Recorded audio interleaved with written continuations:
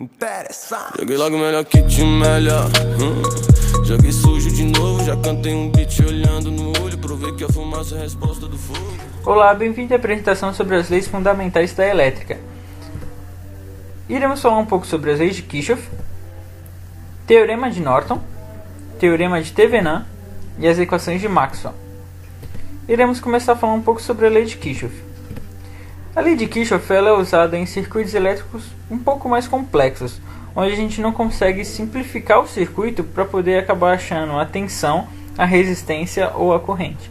Então, por exemplo, nesse circuito aqui onde a gente encontra 1, 2, 3 resistores e duas fontes de tensão, a gente não consegue simplificá-lo para poder achar tensão, resistência, corrente. Então a gente tem que acabar utilizando Kirchhoff. Mas para utilizar Kirchhoff, a gente precisa saber de algumas coisas antes. Por exemplo, o que é nó e o que é malha.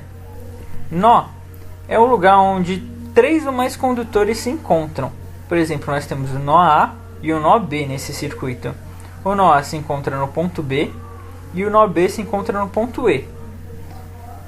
Aqui a gente pode ver que ele 1, 2, 3 condutores se encontrando aqui, achamos o nó. 1, 2, 3 condutores se encontrando aqui embaixo, temos o nó B. E malha. Malha é qualquer caminho fechado por um condutor. Então, por exemplo, a gente vê aqui que esse circuito aqui a gente consegue separar, fechar, e esse aqui também. Então a gente pode considerar a malha 1 e a malha 2. Para determinar uma malha, a gente tem que seguir um caminho. Por exemplo, a malha 1, o caminho dela é o do ponto A, B, E e F. E a malha 2, ela começa do caminho B, C, D e E. Essa coisa de caminho você pode definir. A minha, nesse caso, eu defini no sentido horário e comecei do ponto A.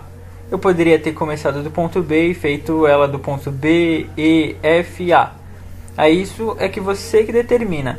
É isso que a gente tem que saber, só que a gente tem que separá-la, as malhas, para poder continuar com o circuito. Agora que a gente já sabe disso, iremos falar um pouco sobre as leis de Kirchhoff. Nós iremos falar um pouco da primeira dela. A primeira lei de Kirchhoff diz o quê? Que todas as correntes, a soma de todas as correntes que entram em um nó é igual à soma de todas as correntes que saem dele.